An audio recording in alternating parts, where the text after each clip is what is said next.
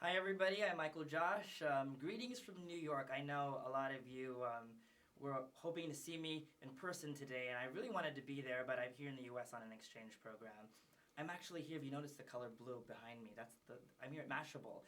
I'm actually here to see Bianca, one of a Filipina who's working at Mashable, doing a video, and because she's here, I actually have a surprise for you. But anyway, I know today I have 10 minutes to talk about how content is king, how digital video is the future, and how YouTube is the next frontier. It's pretty funny because YouTube has been around for a while, and way back before all of you were born, back in 2005, me and three siblings used to produce a video podcast called Hot Interesting Topics. Now, we wanted to get into podcasting because it was starting to get big, not in the Philippines, but in a lot of other countries around the world.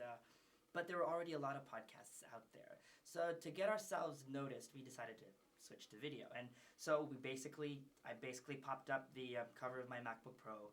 I used the webcam on the computer, and that was our first video podcast. It did pretty well back in the day. We did get on iTunes. We did get featured abroad, but back then there wasn't really a system for monetizing the content that you produce. A lot of people wanted to help us out to cover bandwidth costs, but there was really no PayPal back then for the Philippines. And so we closed shop, but it was a great learning experience. And it's funny how YouTube, that was even before Google, but it's funny how we talk about today that YouTube is the future, but YouTube's been around for a while. But I think and it's interesting because one of the sessions, I'm here on an exchange program for journalists, and one of our sessions the other day really drove home the point that digital video is the future. I know that a lot of you still have TVs at home. I personally don't even have cable anymore, and I think that basically it underscores how consumption habits are changing, and more of you are getting most of your content, video content, on the internet, and that really is probably the future. Now, I just want to go into a couple of things.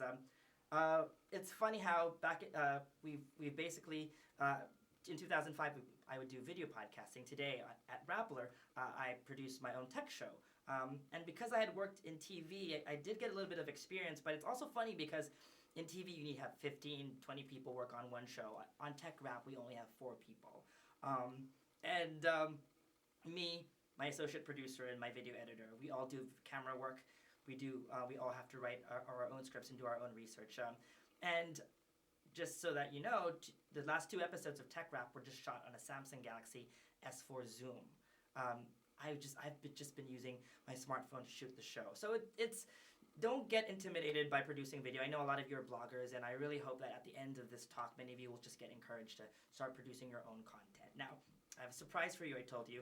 I have with me, and he's all dressed up today, particularly for this. Sure. Yeah. He says he doesn't dress up. Maybe you can introduce yourself to everyone in the Philippines. Sure. Yeah. My name is Evan Engel. I'm the video production manager here at Mashable.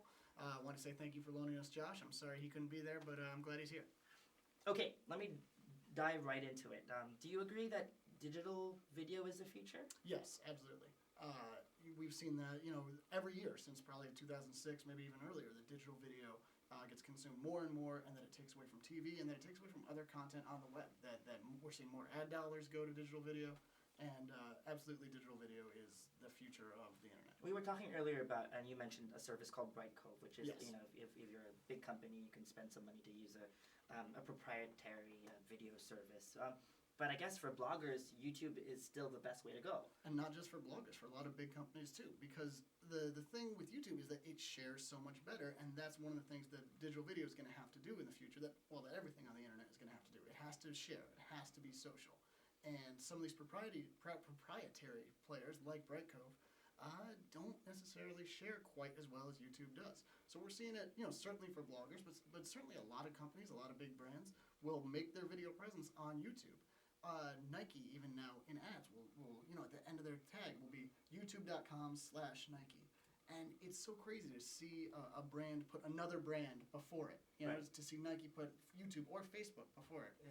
It's a strange Mashable world. uses YouTube. Mashable uses YouTube. Rappler uses YouTube. And can you talk a little bit about monetization, which was my problem back in the day? But that's not a problem anymore for YouTubers. Supposedly, right? There's Okay. thresholds. Okay. There's thresholds. YouTube will let you monetize your own videos and will let you make back some of the ad revenue on that. There's a threshold that you have to hit with YouTube, which is 1.5 million monetizable views per month. And once you hit that, you actually get to control the advertising that runs on your own videos. You get to sell your own ads. And once you hit that point, then it becomes really lucrative. Before that, it's you get a cut, but it's not quite quit your day job level sort of thing.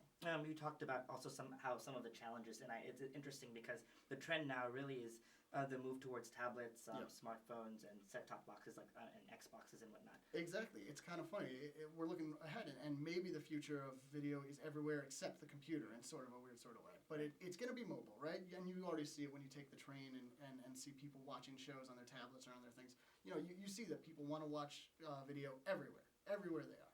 And then the other thing is going to be living rooms. Is going to be giant TVs. And Google has tried many times to make the switch to TVs with Google TV and that Logitech box that kind of flopped on them. Mm-hmm. And Apple with Apple TV, everybody wants to make this move. But no one's really found a great, a fantastic way to do it. Although Google did just introduce Chromecast, yes. It's a little $35 thing, works with your smartphone. Very excited about that. I haven't tried it yet. That seems like the best bet yet to make YouTube and go to the TV. And if that works, then that could be a big step forward for this. Okay, we don't have much time, so one last thing. I wanted to just cover the topic about content is king. Yeah. On Tech Wrap, my weekly views range from anywhere between 5,000 all the way to 1 million. And really, for me, what I've noticed, if I monitor the fluctuations, it's really what kind of content I post out there. If we get the 1 million view was the S4 video, we had early access to that, there was a demand for it. Yeah. So another popular videos are we do coverage of smartphones in the Philippines. Cherry Mobile and Star Mobile are local brands that sell Android-powered smartphones for about $100. That's awesome. And there's a demand for that. And so every time we have content that's really great, the views shoot up. But I guess in terms of content, execution also plays a big part of it because it's video. Yes. It's not just text anymore that you have to create. Absolutely. And we're finding the same thing. The any time that we can be somewhere where it's exclusive or it's innovative or it's something that people want to see and can't find somewhere, right? That's the sort of content that people are drawn to. It's not so much live event coverage. Just because something interesting is happening on the street, we go and we film it. That doesn't necessarily do it. It's you have to show people something that sort of stokes their imagination a little bit, and that sort of makes them want to pass it on to somebody else. And that last element is really crucial, right? It has to be something that they see and they want to send to somebody because it'll make them look smarter for sending it. Right. Well, that's all the time we have. If you have any questions, you can send me an email. It's techwrap@rapper.com or send me a message on Twitter at MichaelJosh. And where can they contact you if they have questions? I'm at eengel@mashable.com. My name is Evan. Thank you. And before we leave, I'm just pull Bianca into the frame. Bianca, say hello and to everyone in the Philippines. Hi. Okay, that's Bianca working behind the scenes at Mashable, doing lots of great... That's how hard she works. She shot this video right now. Right, doing a lot of amazing content, video content on Mashable. So thanks everyone for joining us and hope to see you online.